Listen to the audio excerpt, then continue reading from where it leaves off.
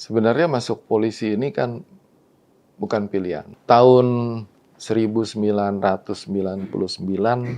itu pertama kali saya pindah dari bagian yang lain di kesehatan masuk di kedokteran kepolisian. Oke. Suatu tempat yang ya bisa dibilang sangat ditakuti. Waktu Sukhoi itu Pak, mohon maaf ya Pak, itu kan para korban itu ditemukannya tidak utuh ya. Itu dengan DVI baru pertama, lalu dihadapkan pada kasus yang sebegitu mungkin sulit gitu dan besar, menyedot perhatian publik. Itu apakah ada kesulitannya tuh Pak dalam mencocokkan yang tadi tuh yang jasad yang tidak utuh tadi gitu sampai ke dia teridentifikasi dan kembali ke keluarga?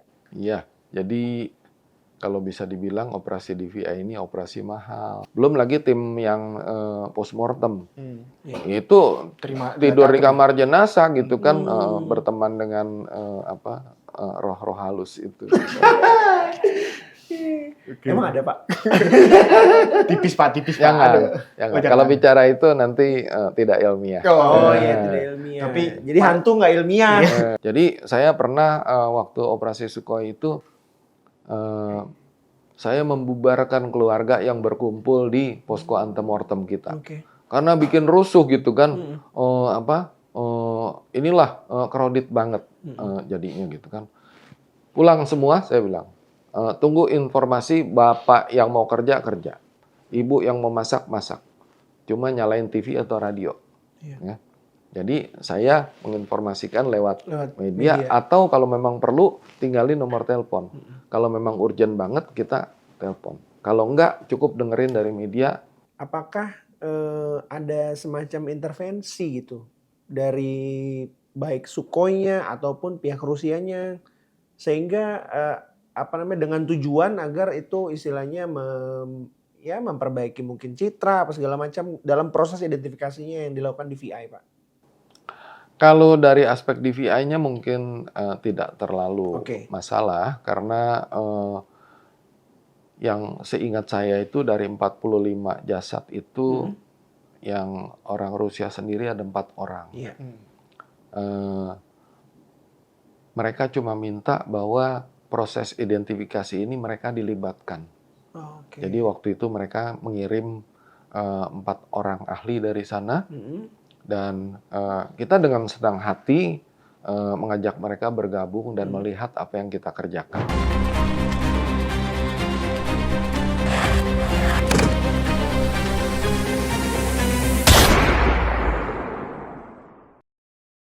Halo sahabat Kompas.com, selamat datang di Brigade Podcast bersama saya Fabian Kuado. Dan saya Bagus Santosa. Di episode kali ini kita kedatangan narasumber yang ini living legend. Living legend dan bertahan dingin. Wih, dingin banget nih tangannya. Betul banget Pak.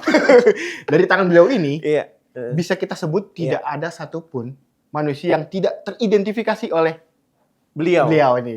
Selamat datang Pak Kombes Purnawirawan Anton Castellani. Selamat siang Bapak. Selamat siang. Apa kabar Pak Anton? Puji Tuhan baik. Puji Tuhan baik. Mantap. Pak Anton udah lama banget ya Pak keluar dari DVI. Ya, saya pensiun sekitar 7 tahun yang lalu. Nah, sekarang saya kembali ke dunia kampus. Oh, sebagai apa Pak di kampus Pak? Sebagai dekan di Fakultas Kedokteran dan Ilmu Kesehatan UKRIDA. Oke, tapi nama harum Bapak tuh masih tercium sampai sekarang Pak. Waktu gua reporter dulu, waktu kan banyak kecelakaan pesawat ya Pak dulu ya Pak ya. Ada Sukhoi, ada AirAsia, lalu ada beberapa yang lainnya lah. Nah Pak Anton ini rajin banget menjadi narasumber kita, narasumber tetap. Paling sering muncul di TV waktu itu kan. Dan Pak Anton ini adalah orang yang memperkenalkan dan mempopulerkan DVI, Disaster Victim Identification. Nah, Pak Anton, kita mungkin mulai dari ini ya Pak Anton. Mungkin Pak Anton bisa cerita bagaimana Pak Anton pribadi itu pertama kali masuk, entah itu polisi dulu, apa menjadi dokter terlebih dahulu gitu. Pengen tahu awal mulanya tuh gimana dahulu gitu. Sebenarnya masuk polisi ini kan bukan pilihan. Oke. Ini di garis bawah ini ya, bukan pilihan ya Pak ya. Jadi saya lulus dokter tahun 1987. Kemudian habis itu kan harus nyari kerja dong. Nyari kerja, kemana cari kerja yang saya tidak perlu mengeluarkan uang lebih dulu. Jadi pilihannya itu masuk TNI Polri. Jadi dari sanalah kemudian awalnya kenapa saya bergabung di kepolisian. Tahun 87-88 saya mengikuti pendidikan Polri, kemudian penugasan pertama di Manado selama 4 tahun, habis itu saya bergabung di Mabes Polri sampai saya pensiun. Tahun 1999 itu pertama kali saya pindah dari bagian yang lain di kesehatan, masuk di kedokteran kepolisian. Suatu tempat yang ya bisa dibilang sangat ditakuti. Sangat ditakuti. Sangat ditakuti dalam artian bahwa siapapun dari kita-kita itu kalau mau ditaruh di sana itu rata-rata menolak karena pekerjaannya berat dan banyak kesulitan di sana. Oleh karena itu saya masuk di sana tahun 1999, kemudian saya juga merasa demikian. Jadi dengan berbagai alasan, 6 bulan di sana saya langsung berangkat sekolah. Berangkat sekolah, ambil S2 di UI, kemudian dari sana kembali. Kalau boleh dibilang blessing in disguise, bahwa selama saya masuk di kedokteran kepolisian itu, hampir setiap waktu tidak pernah ada 1 tahun tanpa bencana, tidak ada 1 tahun pun tanpa kecelakaan, tanpa bencana alam, tanpa bencana sosial, tanpa kecelakaan dan sebagainya. Nah, jadi dengan begitu banyaknya kejadian-kejadian itu menjadikan semua itu menjadi bagian hidup saya gitu. Sekaligus mengasah kali Pak ya? Ya, sekaligus mengasah dan banyak hal yang saya belajar ilmu di kedokteran, ambil diploma forensik. Tapi itu cuma merupakan dasar. Dalam prakteknya di lapangan bahwa pengalaman dan jam terbang ini sangat menentukan. Tapi Pak, kalau boleh tahu Pak, nama Pak Antoni sendiri mulai terkenal ketika kasus Sukhoi Pak kalau nggak salah Pak, tahun 2012 mungkin. 2011. 2011. Nah, dan dari situ juga DVI mulai terkenal nih Pak. Nah, kira-kira apa nih Pak yang bisa dibagikan cerita gitu? Misalnya kayak kesulitannya, misalnya apa gitu Pak? Yang pertama adalah bahwa dalam setiap operasi, khususnya operasi DVI ini adalah bahwa saya tidak kerja sendiri, gitu ya. Dan kita semua dalam sebuah tim yang mana kalau saya sebagai leadernya itu saya harus bisa ngemong semua, kemudian bagaimana saya bisa mengkoordinasikan bagian satu dengan yang lainnya sehingga masing-masing merasa sama pentingnya sehingga masing-masing bisa bekerja secara maksimal. Ya. Nah, dari kerjasama tim inilah kemudian membuahkan hasil-hasil yang ya kalau boleh saya bilang spektakuler untuk bisa membuahkan banyak hal-hal yang bisa dikatakan sebagai sejarah ataupun legenda bagi identifikasi di Republik ini. Dulu kalau nggak salah di waktu kecelakaan Sukhoi itu yang melejitkan nama DVI ya Pak ya?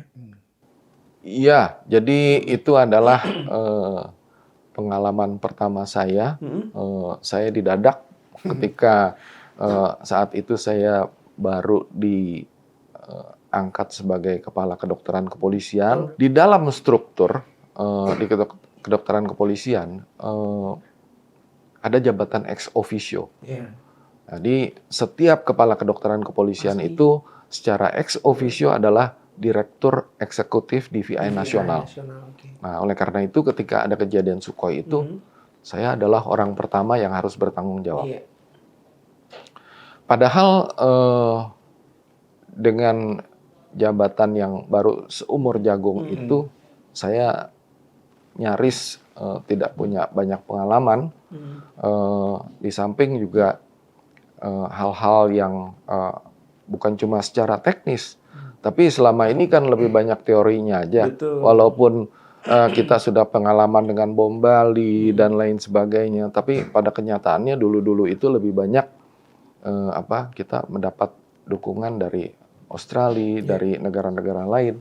Tapi ini kali kita untuk pertama kalinya ini harus terjun bebas untuk bagaimana menangani kasus Sukhoi ini. Secara mandiri dan berdikari tuh Pak Indonesia sendiri ya. Ya, padahal untuk melakukan kegiatan-kegiatan ataupun operasi DVI ini dibutuhkan anggaran yang lumayan besar gitu ya. Tapi Pak, sebelum ngomongin lebih jauh, mungkin kita perlu gambaran sedikit Pak. DVI itu sebenarnya apa sih Pak? Maksudnya kayak ngapain aja tugasnya, terus ya apa yang dilakukan gitu. Siapa sih itu ya, yang bentuknya apa sih Pak gitu DVI? DVI itu apakah sama kayak Dirtipid Direktur Tindak Pidana Umum, Bareskrim gitu atau enggak narkoba gitu. Nah, gimana sih Pak cara kerjanya gitu? Boleh mungkin diceritain Pak. DVI ini singkatan dari Disaster Victim Identification atau identifikasi korban bencana. DVI sendiri ini sebetulnya kalau saya boleh bilang ini merek dagang. Merek dagangnya Interpol. Ya. Jadi Interpol mengeluarkan suatu produk yang namanya Disaster Victim Identification, di mana proses dan prosedur dalam melakukan identifikasi korban bencana ini sudah dibuatkan template-nya begitu rupa secara ketat sehingga bisa dipertanggungjawabkan secara ilmiah maupun secara hukum. Jadi oleh karena itu DVI ini kalau boleh kita bilang diakui secara internasional karena di baliknya itu kan ada Interpol. Betul. Berarti Bapak Interpol juga pada saat itu ya? Bagian dari Interpol lah gitu ya? Atau cabang? Sebetulnya bisa dibilang sebagai kepanjangan tangan. Bahwa kemudian kita bergabung di Interpol itu memang secara institusi Polri ini merupakan bagian dari 193 negara yang menjadi anggota Interpol. Tapi bahwa dari 193 negara ini itu di DVI sendiri, di DVI Interpol. Jadi di Interpol itu ada satu direktorat DVI. Di mana di dalam direktorat itu duduk 12 orang sebagai board of director. Ya. Nah, board of director ini kebanyakan orang-orang dari negara-negara barat lah. Ya. Negara Asia, seingat saya waktu itu sama sekali nggak ada. Jadi kira-kira tahun 2013 setelah sekian banyak pengalaman dan compliance kita melaksanakan prosedur DVI dan kita selalu melakukan reporting yang bagus, baik itu kepada media maupun kepada Interpol sendiri, kita komunikasikan dengan baik. Tahun 2013 itu saya kan hampir setiap tahun saya harus selalu hadir di markas besar Interpol untuk mengikuti sidang DVI ini. Nah, saya ngobrol dengan direktur DVI Interpol di sana.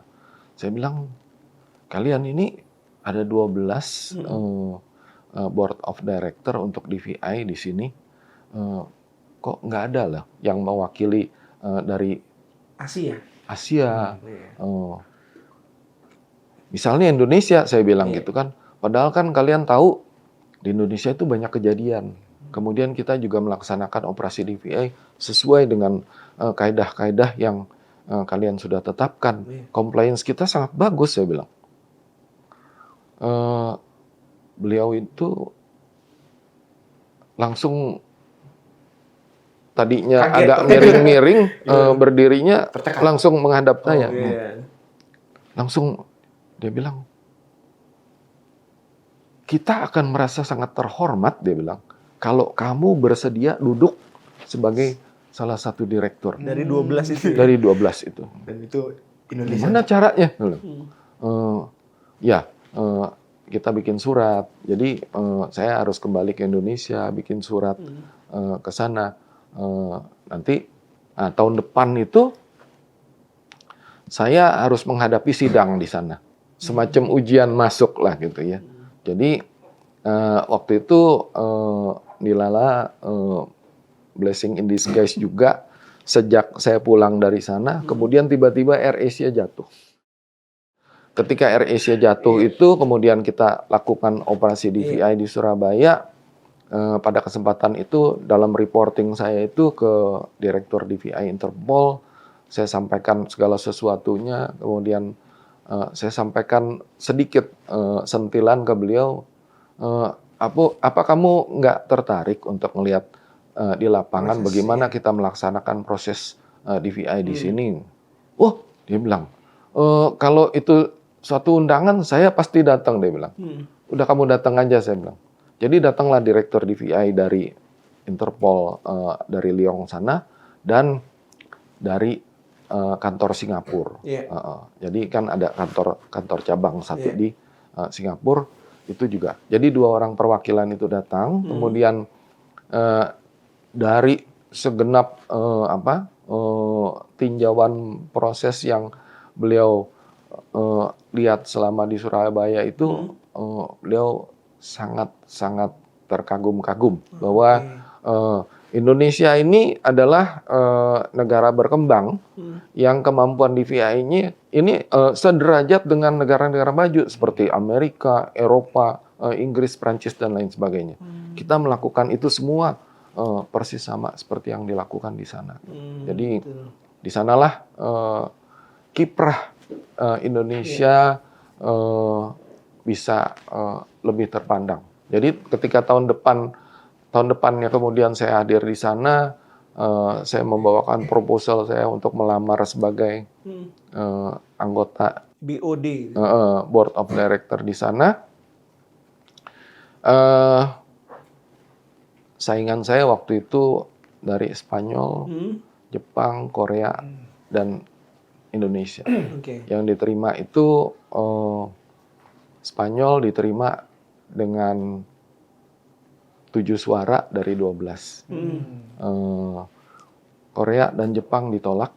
Kemudian Indonesia kita aklamasi 12 suara setuju semua. Oh, setuju semua? Ya, jadi alhamdulillah waktu itu kita bisa menjadi orang Asia pertama, negara Asia pertama yang duduk sebagai Board of Director. Sejajar dengan bangsa-bangsa Barat. Ya, dengan bule-bule itu. Dan orang Asia pertama, Jepang, Korea juga bahkan kalah ya? Kalah. Karena mereka itu ternyata punya banyak teori-teori sendiri, sehingga compliance-nya terhadap prosedur yang ditetapkan DVI ini berbeda. Sehingga ya tentunya mereka menilai yang sesuai dengan template-nya mereka gitu kan. Nah, ini baru tadi Pak Anton udah nyinggung nih soal kecelakaan Sukhoi. Pesawat. Itu waktu Bapak menjadi kepala DVI juga, Pak ya. Meskipun sebelum menjadi BOD di Interpol itu. Nah, punya cerita menarik nggak Pak soal proses identifikasi korban Sukhoi gitu? Jadi ketika Sukhoi mengalami kecelakaan, waktu itu praktis masyarakat Indonesia itu terkejut, tapi di sisi lain juga nggak tahu apa sih itu DVI gitu kan. Mau diapain sih jenazah-jenazah ini? Bagaimana sih caranya kita mengembalikan jasad-jasad itu kepada keluarganya gitu ya. Nah, jadi tapi kan kami dari DVI ini kan sudah punya teorinya, tapi dalam praktek seperti yang saya sampaikan tadi, selama ini kita selalu tandem, mulai dari bom Bali dan seterusnya. Tapi ketika ini kita harus mandiri. Nah, inilah yang jadi pembelajaran, di mana ternyata saya bukan cuma perlu mendidik ataupun memimpin teman-teman saya yang bekerja, tapi saya juga harus mampu mengedukasi masyarakat. Iya, betul. Jadi kembali lagi bahwa banyak kejadian yang sifatnya blessing in disguise dalam berbagai operasi DVI ini adalah bahwa ketika itu sama sekali yang namanya media itu nggak kenal DVI. Betul. Jadi ketika kemudian salah satu dari wartawan, saya lupa dari media yang mana, Kompas Pak, dari Kompas. iya mudah-mudahan dari Kompas gitu ya, lewat dan mampir di posko antemortem DVI kita di Halim waktu itu, menanyakan, Pak ini apaan ya gitu kan? Oh ini posko antemortem DVI. Nanti tugas kita mengumpulkan data-data antemortem dari pihak keluarga. Ini kan ada 45 korban. Jadi 45 korban ini kan kita perlu pembanding dari pihak keluarga yang ngasih tahu bahwa oh dia pernah ke dokter gigi mana, kemudian dia ketika berangkat itu pakai baju apa, dia punya perhiasan apa dan sebagainya yang kita perlu informasi dari pihak keluarga.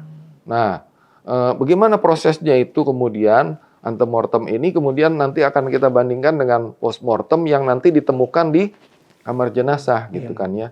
Nah, kemudian kita lakukan matching proses untuk membandingkan dua data ini. Kalau semua data ini sama, maka artinya jasad tersebut teridentifikasi.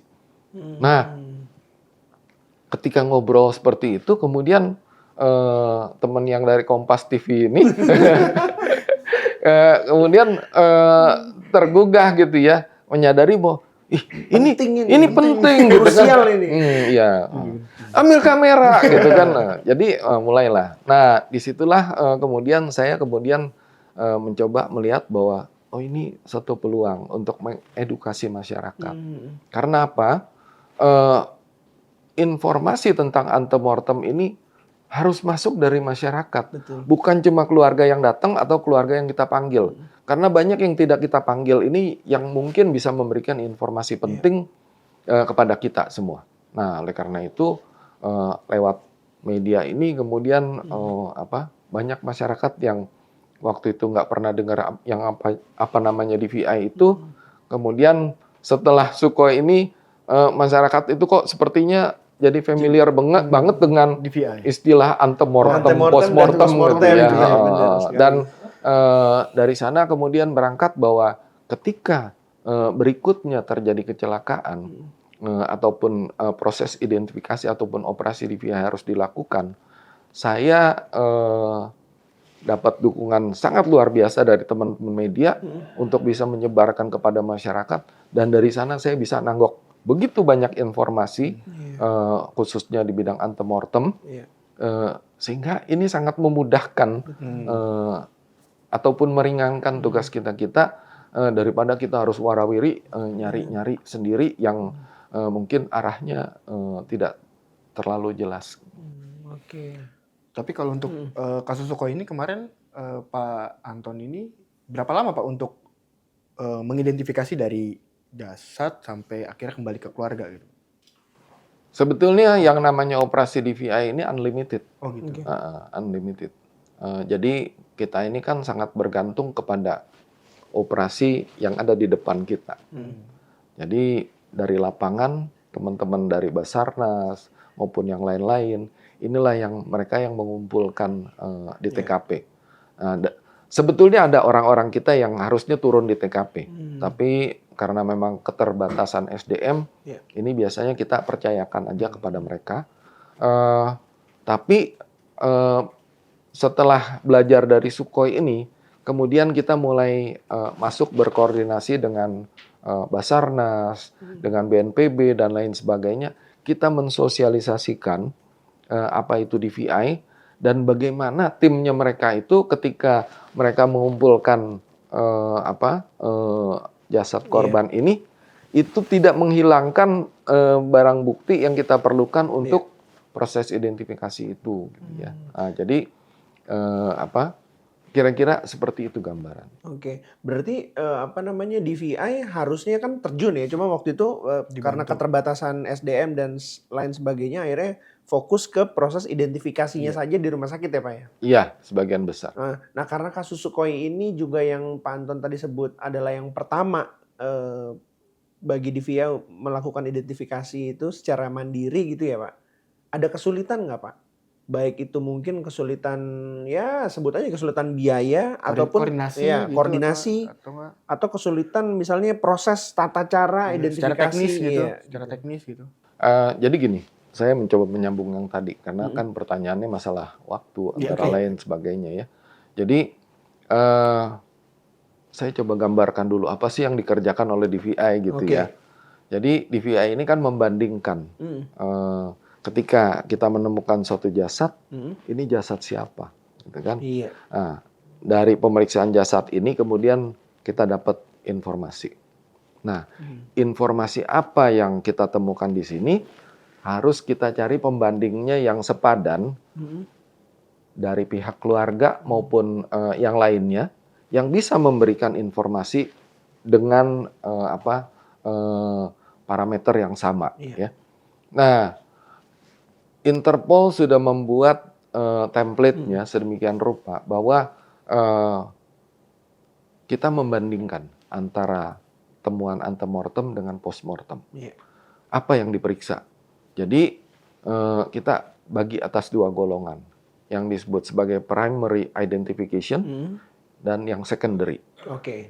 Yang dimaksud dengan primary ini kalau ada satu aja yang cocok maka ini teridentifikasi. Kalau yang secondary ini mungkin perlu 2 atau lebih. Ya. Nah, yang termaksud sebagai primary ini apa aja? Pertama sidik jari. Sidik jari.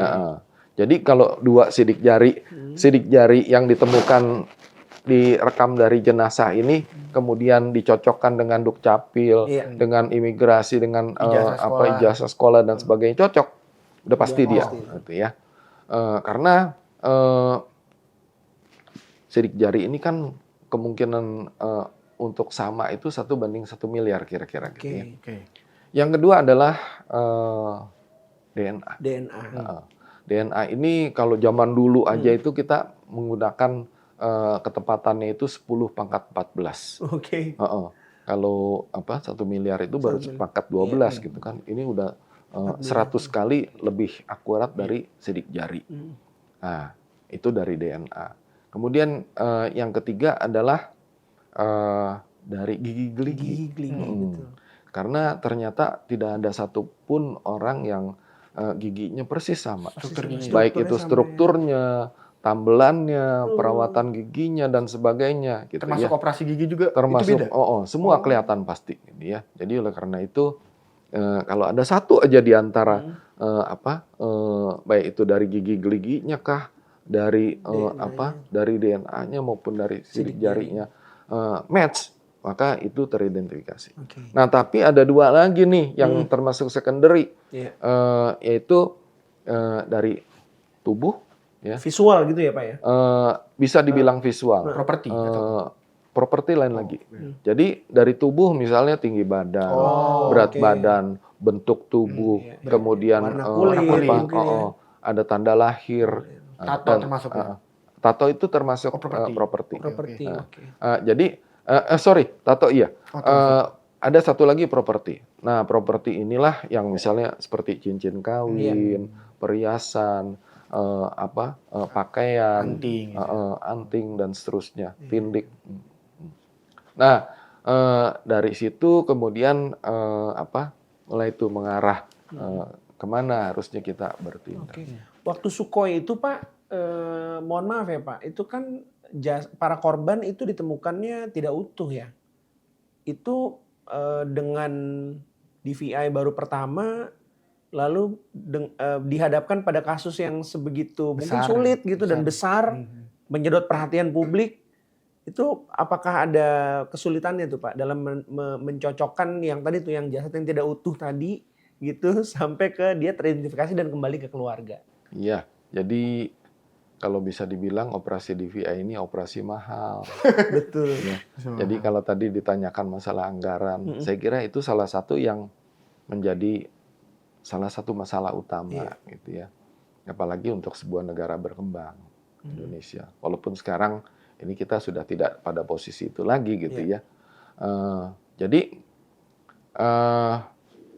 ini antara anggaran kemudian tadi pertanyaan waktu ini kira-kira ada hubungannya semua. Karena gini, the worst skenario adalah bahwa setiap potongan jasad yang kita temukan itu harus kita identifikasi dengan metode yang paling teliti dan paling mahal. Apa? DNA. Satu sampel DNA itu butuh anggaran kira-kira 300 US dollar. Kalau ada sekian ratus, kalikan 300 US dollar. Kalau dirupiahkan berapa? Ya. Kemudian yang kedua adalah DNA ini termasuk pemeriksaan yang relatif lama. Baik itu untuk samplingnya maupun proses pemeriksaannya. Dan biasanya kalau sekali periksa nggak ketemu, kita periksa 2 kali, kadang-kadang sampai perlu 3 kali dan seterusnya. Oleh karena itu, biasanya saya menjanjikan waktu, saya minta waktu 2 minggu. Karena itu waktu terlama yang dibutuhkan untuk sebuah pemeriksaan DNA. Nah, kembali lagi bahwa kita ini yang namanya operasi DVI ini sebetulnya unlimited. Kita bergantung kepada Basarnas, BNPB dan sebagainya. Ketika mereka masih buka operasi di sana, artinya masih ketemu lagi. Tiap kali mereka ngirim lagi, kita harus buka lagi gitu kan. Jadi seperti ini kira-kira. Jadi dinamis, tapi kita punya ini sendiri, batasan sendiri. Dan waktu Sukhoi itu Pak Anton berhasil mengidentifikasi total berapa waktunya itu? Dari 14 hari yang saya janjikan waktu itu, ya ternyata dalam waktu 8 hari bisa kita selesaikan.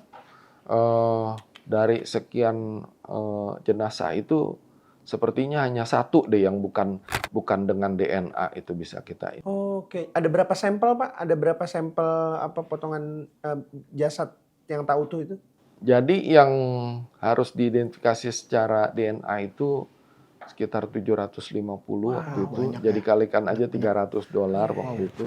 Ya, puji Tuhan waktu itu Kapolri waktu itu sangat mendukung operasi kita sehingga dari aspek anggaran kita bisa terselamatkan waktu itu. Iya, Pak Kapolri saat itu Pak Timur Pradopo ya, Pak? Iya, Pak Timur waktu itu. Pak, ini agak sedikit teknis Pak, mungkin Pak nanya. Kayak misalnya ketika sebuah sampel yang didapatkan dari korban gitu, nah itu ada butuh waktu nggak sih Pak? Harus berapa lama gitu sampai takutnya rusak malah gitu? Ada nggak secara teknis gitu? Jadi mulai dari tempat ditemukan sampai di kamar jenazah ataupun laboratorium itu kalau boleh bicara waktu makin cepat makin baik. Yang pertama. Yang kedua adalah bahwa bagaimana kita mengawetkan itu semua. Jadi kalau memang harus kita awetkan, maka kita pakai sistem pendinginan supaya proses pembusukannya itu melambat. Kemudian yang kedua adalah menggunakan bahan kimia seperti formalin. Ya. Tapi masing-masing ada kelebihan, ada kekurangannya. Kalau sudah diformalin nanti nggak bisa periksa DNA. Gitu. Jadi oleh karena rusak itu, ya, Pak, dalam hampir setiap operasi DVI saya selalu minta kita punya kontainer pendingin. Pendinginnya. Iya inget tuh dulu tuh ada di belakang tuh Pak di RR Spori tuh ada kontainernya itu ya. Pak selain soal balapan waktu itu, pembagian shiftnya gimana Pak? Sebenarnya nggak ada yang tidur Pak. Anggota-anggota Bapak gitu. Itu gilanya. Jadi tim saya ini saya mungkin hari ke-5 atau ke-6 itu saya diinterview oleh media. Pak, Bapak kapan tidurnya sih? Barangkali dia udah ngeliatnya udah kucel banget gitu kan. Karena kerja pulang udah jam 2, jam 3, jam 6, sebelum jam 7 udah ada di situ lagi gitu kan. Kelihatannya kayaknya saya nggak pulang-pulang gitu kan. Belum lagi tim yang postmortem. Itu tidur di kamar jenazah gitu kan, berteman dengan roh-roh halus itu. Emang ada Pak? Tipis Pak. Jangan, Ada. jangan. Oh, jangan. Kalau bicara itu nanti tidak ilmiah. Oh Nah, iya tidak ilmiah. Tapi jadi hantu nggak ilmiah. Tapi pada waktu itu berarti selain balapan sama waktu juga tim juga harus menjaga kesiagaan terus gitu Pak ya. Iya, di samping juga tentunya dalam hal operasi DVI itu ternyata komunikasi sangat penting loh. Komunikasi baik itu internal tim, kemudian komunikasi dengan keluarga, komunikasi dengan media. Media ini sesuai namanya memang memediasi loh ternyata antara kita yang bekerja di dalam ini dengan keluarga yang di luar. Jadi saya pernah waktu operasi Sukhoi itu saya membubarkan keluarga yang berkumpul di posko antemortem kita. Karena bikin rusuh gitu kan. Inilah crowded banget jadinya gitu kan. Pulang semua saya bilang. Tunggu informasi bapak yang mau kerja, ibu yang mau masak. Cuma nyalain TV atau radio. Ya. Jadi saya menginformasikan lewat media atau kalau memang perlu tinggalin nomor telepon. Kalau memang urgent banget kita telepon. Kalau enggak cukup dengerin dari media karena secara rutin itulah untuk pertama kalinya kami tidak seperti sebelumnya barangkali polisi tidak memberikan informasi secara periodik berkala udah ditentukan pokoknya setiap jam 12 siang kita press conference ya kita progress report terhadap apa yang kita lakukan dengan tim DVI ini. Ini memang agak berbeda dengan apa yang dilakukan oleh kepolisian secara umum karena DVI ini adalah proses identifikasi korban. Berbeda dengan ketika polisi melakukan identifikasi untuk pelaku kejahatan. Kalau banyak diinformasikan nanti kalau penjahatnya ternyata belum tertangkap kabur dia kan. Gitu. Tapi sementara kalau yang ini justru kita harus makin banyak orang tahu makin cepat operasi kita. Tapi ngomongin keluarga tadi ada nggak Pak kisah-kisah emosional yang akhirnya mungkin kayak ngasih semangat Bapak atau ngasih makan gitu, ngasih perhatian lebih gitu ke Bapak waktu kerja atau mungkin ada yang lebih emosional lagi yang sampai minta tolong mohon gitu dari waktu penanganan kasus Sukhoi ini. Ada nggak yang emosional gitu? Ada iya dan ada tidak. Jadi kalau selama ini kalau di Indonesia mungkin masyarakatnya keluarga masih terbawa emosional dan lain sebagainya, sepertinya mereka lupa. Bahkan ya itu kan semacam apresiasi kepada kita yang bekerja gitu kan. Ya lebih banyak ngomelnya barangkali gitu ya daripada apresiasinya gitu ya.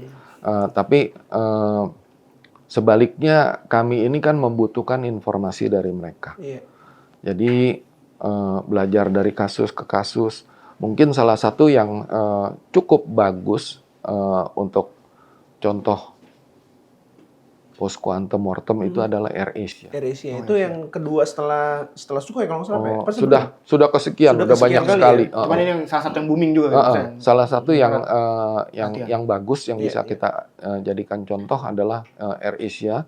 Itu di mana kita membuat sebuah posko antemortem itu yang sangat bagus dan sangat nyaman serta diisi dengan kegiatan-kegiatan yang sedemikian rupa yang bisa menenangkan, bisa menghibur, bisa banyak hal yang sifatnya positif untuk keluarga. Sehingga kalau keluarga itu tenang, tentunya bisa berpikir jernih, kemudian barangkali ketika kita nyari suatu benda yang kita butuhkan di rumahnya itu dia bisa cepat mengingat gitu kan ya. Betul. Oh iya itu ada disimpan di situ. Ambilin gitu kan. Nah, jadi kita cepat dapat informasi dari pihak keluarga. Jadi berbagai kegiatan, mulai kegiatan keagamaan, kita sediain makan sampai kepada konseling juga ya, bimbingan konseling, kemudian ada bahkan nyediain kursi pijet segala gitu kan ya. Iya. Memang untuk relaksasi banget gitu. Nah jadi dalam hal ini kalau tadi saya bicara bahwa kita didukung oleh tim yang kuat, DVI itu punya tim sendiri, ya, antemortem, postmortemnya.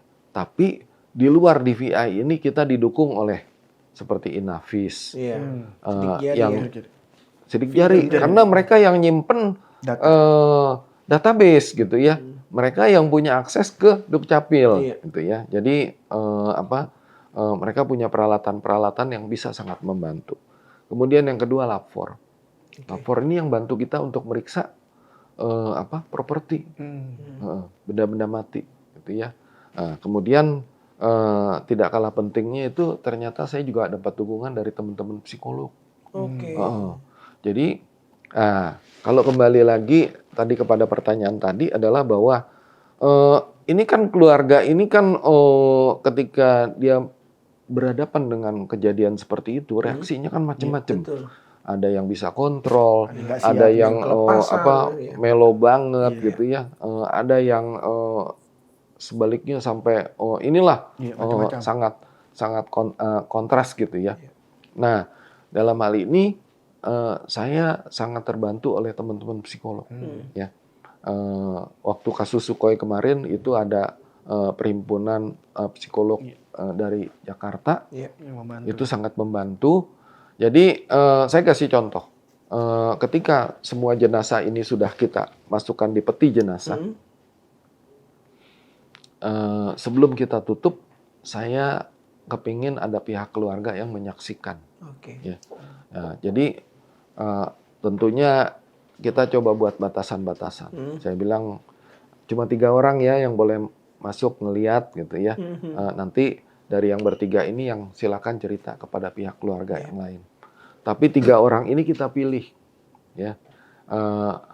Nah proses seleksinya itu kita serahkan kepada psikolog ini. Saya minta jaminan bahwa orang yang masuk ini adalah orang bisa betul-betul kontrol diri. Yang kedua, ketika mereka barangkali kaget, trauma melihat kok jenazahnya kayak gini, ancur-ancuran misalnya gitu kan, itu tidak menjadi suatu trigger untuk terjadinya hal-hal yang tidak diinginkan gitu ya. Nah, jadi ini hal-hal yang barangkali yang ya dibilang non teknis tidak juga gitu kan. Teknis tapi di luar dari proses DVI yang kita dapat bukunya dari Interpol sana gitu. Yang pada kenyataannya perlu di lapangan kita modifikasi. Betul, makanya nggak heran Pak Anton jadi BOD tadi di antara 12. Udah pengalamannya lebih dari yang sudah diatur di dalam buku nih Gus. Jadi setiap tahun itu kan kita diundang untuk Interpol meeting. Jadi dalam Interpol meeting itu kita selalu memaparkan kasus. Tergantung tahun itu berapa kasusnya. Kasus yang paling menarik dan kedua menarik yang biasanya paling sering kita paparkan di sana. Dan dengan kita melakukan paparan seperti itu, kita bisa sharing dengan yang lain. Di samping juga kita bisa terima masukan dari teman-teman yang ada di sana dari semua negara. Termasuk satu lagi yang tidak kalah pentingnya adalah bahwa SOP ataupun prosedur DVI yang sudah dibukukan oleh Interpol ini itu berdasarkan laporan-laporan ini kemudian mereka lakukan evaluasi dan perbaikan. Sehingga setiap 4-5 tahun mereka lakukan revisi dari SOP itu. Keren, berarti Indonesia kontribusi ya Pak, berarti Pak ya? Berkontribusi banget. Kalau saya boleh katakan demikian, kontribusi kita cukup besar. Sampai sekarang Pak?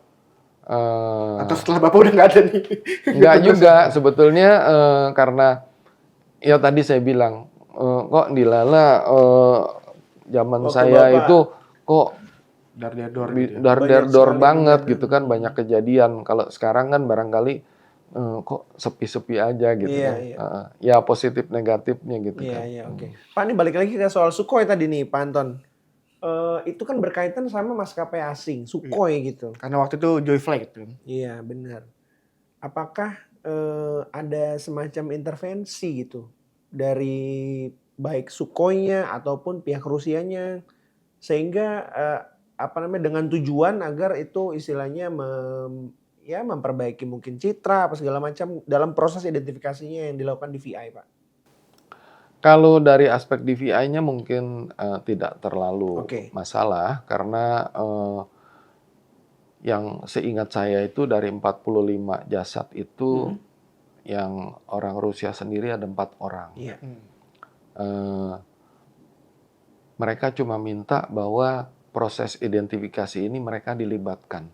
Oke. Jadi waktu itu mereka mengirim 4 orang ahli dari sana dan kita dengan senang hati mengajak mereka bergabung dan melihat apa yang kita kerjakan. Oke. Ya. Tapi Rusia ini kan sepertinya memang tidak terlalu ini dengan DVI sehingga akhirnya ya memang ya udah deh kamu nonton aja gitu kan. Gitu. Kamu nonton aja karena sepertinya mereka walaupun mereka ahli forensik tapi agak berbeda dengan apa yang kita kerjakan selama ini dan dari sana kemudian kejadian-kejadian berikut itu cukup banyak negara-negara lain yang ikut bergabung dan menawarkan diri untuk membantu ataupun sebagai tim sekaligus belajar betulnya. Iya, benar. Oke, jadi ya itu bagus juga ternyata ya buat pelajaran di negara-negara lain ya, Pak ya. Barangkali gini, saya pernah ditanya oleh teman-teman, gimana caranya kamu ngumpulin orang banyak gini gitu kan? Tapi kembali lagi bahwa saya membangun suasana operasi DVI itu menjadi suatu semacam suasana akademik. Jadi kayak kuliah gitu, Pak ya? Jadi semua belajar gitu ya. Jadi ketika misalnya ada kejadian katakanlah Hercules jatuh di Medan gitu kan, udah dari mana-mana telepon gitu kan, dari Erlangga, Mitra Anton, saya boleh ngirim tim ke sana. Monggo Prof, datang. Banyak yang bantu. Dari Gajah Mada, dari UI, dari Unpad, dari Medan sendiri, dari USU. Monggo bergabung, saya bilang. Silakan. Nah, tadinya kan teman-teman kadang-kadang mikir gitu kan, ini siapa yang ngongkosin? Saya bilang nggak usah bingung, saya bilang. Teman-teman saya itu yang datang udah bawa duit sendiri, saya bilang. Mereka makan pakai uang sendiri, mereka nginep pakai uang sendiri gitu. Jadi mereka datang bantuin kita kerja sekaligus mereka belajar juga. Iya, benar. Kalau kayak gitu gimana Pak koordinasinya? Bukan malah apakah membantu atau malah gangguin gitu Pak? Dalam tanda kutip gitu misalnya. Biasanya kita atur. Oh gitu. Apa yang boleh mereka lakukan, apa yang tidak boleh. Jadi kembali lagi, ini sejak tahun, saya lupa tahunnya tahun berapa, kita setiap tahun itu bikin pelatihan DVI di Akpol, di GCLEC. Itu ada sekitar 5 kali pelatihan, tapi salah satu di antara 5 itu adalah pelatihan internasional. Di mana dalam setiap pelatihan itu kita mengundang pakar-pakar internasional untuk bergabung belajar ataupun sharing dengan kita. Itu lebih dari 10 negara gitu ya. Jadi oleh karena itu seperti contohnya AirAsia itu dari Arab Emirates, dari Singapura, dari Malaysia, dari Australia semua datang ikut bergabung sama kita. Nah, kalau tadi pertanyaannya, biasanya kita udah tahu tuh kualifikasinya masing-masing gitu kan. Oh, dia nggak bisa nih ini. Oh, dia ahlinya itu, dia ahlinya ini. Jadi kita naruh di mejanya cocok gitu. Kamu bantuin yang ini ya, kamu bantuin yang ini ya, kamu bantuin yang ini. Jadi keseluruhan proses itu yang biasanya kita bangun seperti proses ban berjalan itu bisa lebih lancar. Oke. Iya, jadi menarik Banyak banget. ya? Iya. Kalau Pak, ini saya mau nanya ini Pak Anton, sedikit teknis mungkin ya. Kalau jasad yang tidak utuh kan ada yang misalnya kalau di Sukhoi kan berarti kan di gunung lah gitu ya. Kalau yang Air Asia itu Di laut. begitu. Apakah ada perbedaan penanganan? Iya. Potongan badisnya Body yang part, di body darat atau yang di laut tuh cara menangani beda nggak tuh Pak? Cukup berbeda. Cukup berbeda. Cukup berbeda. Jadi saya ambil contoh. Ketika kejadiannya di darat, apalagi di tempat yang temperatur udaranya lumayan tinggi, tentunya proses pembusukan itu relatif lebih cepat. Ya. Sementara kalau yang kejadiannya di laut, barangkali di satu sisi karena di Garmin lebih awet. Oh gitu Tapi, ya Pak justru ya? Tapi di sisi lain, ketika terendam di air laut terlalu lama, DNA-nya rusak. Ya, jadi masing-masing ada plus minusnya. Ya, jadi oleh karena itu tentunya salah satu pesan saya kepada teman-teman di TKP adalah upayakan temukan TKP secepatnya, Secepat mungkin. kemudian cepat lakukan evakuasi secepat-cepatnya, kemudian apabila memungkinkan lakukan tindakan-tindakan untuk mengawetkan. Oke, jadi minimal freezer Basarnas tuh harus sudah tahu Pak. Kontainer gitu minimal. Cara menangani korban atau jasad yang sudah misalnya tidak utuh atau gimana itu harus ada freezernya segala macam itu harusnya udah tahu. Biasanya freezer kita yang sediakan. Okay. Jadi di lapangan biasanya kita selalu saling koordinasi sedemikian rupa. Kadang-kadang batasannya itu sudah tidak terlalu jelas lagi sih gitu kan. Tapi karena memang udah saling kenal gitu ya di lapangan, orangnya itu aja gitu kan. Iya benar. Apalagi Gus? Kalau ini kan ya mungkin dari selama berkecimpung di dunia DVI kan Bapak sudah cukup banyak menangani kasus Pak nih. Iya. Dari tadi Sukhoi, terus Air Asia, terus mungkin ada banyak kasus lain tadi yang disinggung di itu. Nah kira-kira yang paling menarik buat Bapak tuh kayaknya nguliknya tuh gimana masanya ya? Apa ya? Dinamika dan suasana kerja yang paling nyaman, paling enak di mana Pak? Menangani apa kasus yang mana gitu? Saya dalam dari seluruh pengalaman ini selalu saya tuangkan ketika saya memberikan pelajaran di kelas. Jadi baik itu di GSILEK dalam pelatihan DVI maupun ketika saya di kampus mengajar mahasiswa. Satu kalimat yang selalu saya ucapkan adalah bahwa ini operasi DVI ini kan SOP-nya udah fix kayak gini. Tapi pada kenyataannya tidak pernah ada satupun operasi DVI yang persis sama. Nah, karena setiap operasi DVI itu, setiap kejadian itu selalu ternyata membutuhkan penanganan yang berbeda. Jadi oleh karena itu biasanya sesuai dengan cara berpikir sebuah proses penanggulangan bencana. Ketika kita masuk di dalam sebuah TKP ataupun dalam sebuah operasi, hal pertama yang harus kita lakukan adalah kita melakukan rapid assessment. Rapid assessment. Dari rapid assessment itu kemudian kita lakukan identifikasi cepat permasalahan-permasalahan yang ada dan dari sana kemudian kita tentukan solusinya. Ya. Nah, jadi ketika briefing pertama itu saya sudah dalam otak saya itu sudah identifikasi masalah dengan solusinya, sehingga saya bisa memberikan arahan-arahan kita bagi timnya seperti ini, sini melakukan ini dan seterusnya, proses seperti apa, at the end seperti apa. Nah, sambil berjalan waktu ini kemudian baru kita lakukan lagi assessment yang lain, gitu ya.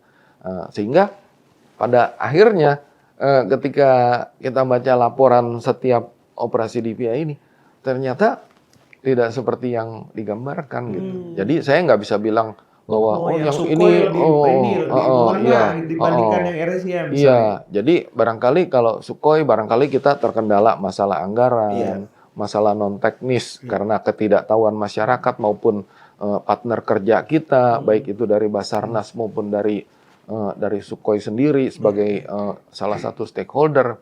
Sementara yang lain-lain demikian juga ada hal-hal yang berbeda gitu permasalahannya di lapangan. Kalau tadi kan ngomongin soal kasus Indonesia gini, ada nggak kasus luar negeri yang Pak Anton juga ikut terlibat gitu di sana? Ya, jadi salah satu kasus luar negeri yang cukup menarik adalah ketika MH17 Oke, Indonesia ya? jatuh di Ukraina. Ukraina. Itu sampai sekarang belum kan ya? Atau udah ya? Sudah. Yang jatuh di laut itu bukan ya? Itu lain lagi. Itu MH370. Itu MH370. Beda. Sampai sekarang masih misteri. Ya, jadi MH17 ini kejadiannya jatuh di Ukraina, kemudian seluruh jenazah itu dievakuasi ke Belanda. Jadi waktu itu ada 12 orang warga negara Indonesia. Oke. Jadi sesuai dengan kaedah-kaedah yang kita sepakati bersama, maka negara-negara yang di dalam kejadian itu ada warga negaranya, mereka diizinkan untuk bergabung. Nah, jadi termasuk Indonesia. Jadi saya merasa senang bahwa pemerintah Belanda menyediakan tempat kerja yang sangat bagus. Kemudian peralatan-peralatan yang bagus-bagus gitu ya, sehingga kita bisa bekerja dengan baik. Jadi waktu itu tim saya berangkat berenam waktu itu, mulai dari ahli forensik, ahli antemortemnya sampai kepada ahli DNA maupun dokter gigi forensiknya itu lengkap semua. Kita berangkat berenam. Itu kita di sana sekitar 3 minggu lah, 3 minggu di sana, walaupun kita nggak nunggu sampai mereka selesai, tapi paling tidak kita sudah yakin bahwa segala sesuatu yang kita perlu persiapkan untuk mengidentifikasi warga negara kita ini sudah kita siapkan dengan baik. Oke, dan alhamdulillahnya teridentifikasi semua ya? Teridentifikasi semua, dan sudah 12 dikembalikan ke keluarga semua. Dan sudah dikembalikan. Oke. Dok, berarti sejauh ini bisa tingkat akurasinya berapa, Dok? Dari misalnya apakah ada yang terlewat gitu? Ada yang ini tidak bisa teridentifikasi gitu? Karena banyak hal gitu, misalnya antemortemnya segala macam. Gini. Kalau angkanya 0 sampai 100, saya kasih contoh misalnya Sukhoi itu 100% teridentifikasi. Ya. Jadi 45 korban ini teridentifikasi semua. Tapi ada kejadian seperti misalnya kasus AirAsia. Itu kan nggak seluruhnya dari sekian ratus penumpang itu ditemukan di lapangan. Ya. Dari sekian banyak yang ditemukan pun karena sudah terendam air laut lama apa segala macam, tidak semua penggalan itu bisa diidentifikasi. Ya. Jadi banyak hal dan faktor yang barangkali ya secara ilmiah sebetulnya bisa kita terangkan dengan baik sehingga keluarga bisa menerima. Jadi pernah satu kali saya tidak perlu menyebutkan kasusnya apa, kita pernah mendapatkan sebuah kasus video porno di mana kita harus mengidentifikasi bahwa yang ada di video itu adalah si ini loh gitu kan. Jadi itu kita lakukan. Jadi kita melakukan pembandingan secara antropologis antara gambar-gambar ataupun posisi-posisi yang kita capture dari video itu dengan kondisi fisik yang bersangkutan. Nah ini ya bersyukur waktu itu berdasarkan pembuktian yang kita lakukan ini. Ini bisa meyakinkan hakim bahwa oh iya pelakunya memang dia gitu kan. Barangkali kalau masih ingat kasus di Jombang yang Rian, kasus pembunuhan berantai ya. Jadi waktu itu sempat ada kejadian memalukan sebelum itu di mana ada 2 orang yang dipidana karena dituduh melakukan pembunuhan terhadap seseorang. Sementara jenazah yang jadi dianggap korban ini tidak ditemukan waktu itu. Nah, ketika kejadian Rian ditangkap, kemudian Rian bilang, Yang waktu itu dihukum itu bukan dia yang melakukan, dong saya yang bunuh katanya. Jenazahnya saya kubur di belakang rumah saya. Titiknya ini. Ketika kita gali, kemudian kita lakukan pemeriksaan, ternyata memang secara DNA cocok dengan korban yang dicari itu.